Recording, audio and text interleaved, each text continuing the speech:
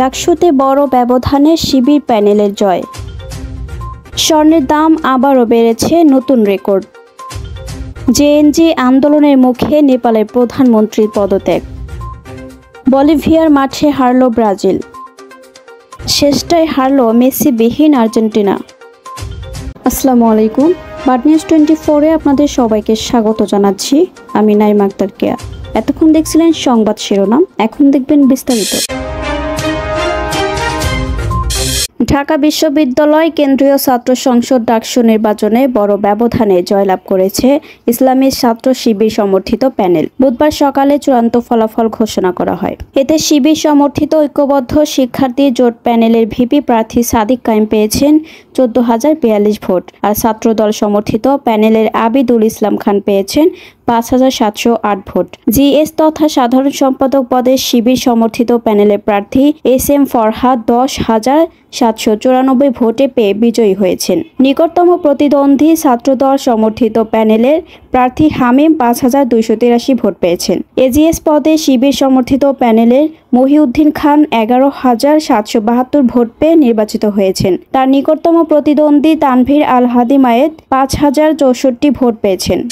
দেশের বাজারে আবারও বেড়েছে স্বর্ণের দাম। এতে নতুন রেকর্ড হয়েছে। একদিনের ব্যবধানে প্রতি ভরিতে সর্বোচ্চ 3,137 টাকা বাড়িয়ে 22 ক্যারেটের 1 ভরি স্বর্ণের দাম 1,85,947 টাকা নির্ধারণ করেছে বাংলাদেশ জুয়েলার্স অ্যাসোসিয়েশন বাজুস, যা দেশের ইতিহাসে সোনার সর্বোচ্চ দাম। মঙ্গলবার 9 সেপ্টেম্বর রাতে এক বিজ্ঞপ্তিতে এই তথ্য জানিয়েছে বাজুস। বুধবার 10 সেপ্টেম্বর থেকেই নতুন এ দাম কার্যকর হবে। বিজ্ঞপ্তিতে বলা হয়, স্থানীয় বাজারে তেজাবি স্বর্ণের পিওর গোল্ড মূল্য বেড়েছে, ফলে সার্বিক পরিস্থিতি বিবেচনায় স্বর্ণের নতুন দাম নির্ধারণ করা হয়েছে।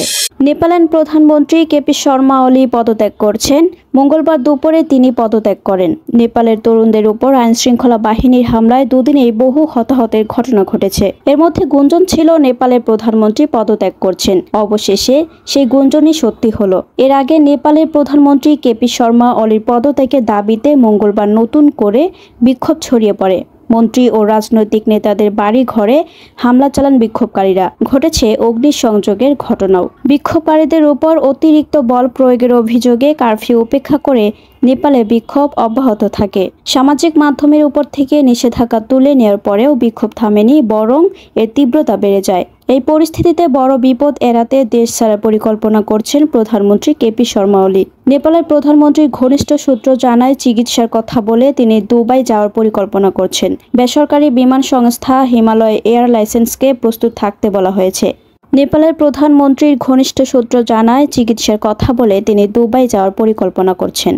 বেসরকারি বিমান সংস্থা হিমালয় এয়ারলাইন্সকে প্রস্তুত থাকতে বলা হয়েছে। প্রধানমন্ত্রী ওলি তার উপপ্রধানমন্ত্রীকে ভারপ্রাপ্ত প্রধানমন্ত্রীর দায়িত্ব অর্পণ করেছেন। চ্যালেঞ্জের আরেক নাম বলিভিয়া।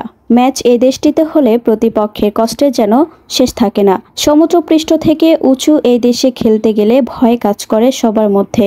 নাজেহাল হয়ে ফিরতে হয় সবাইকে।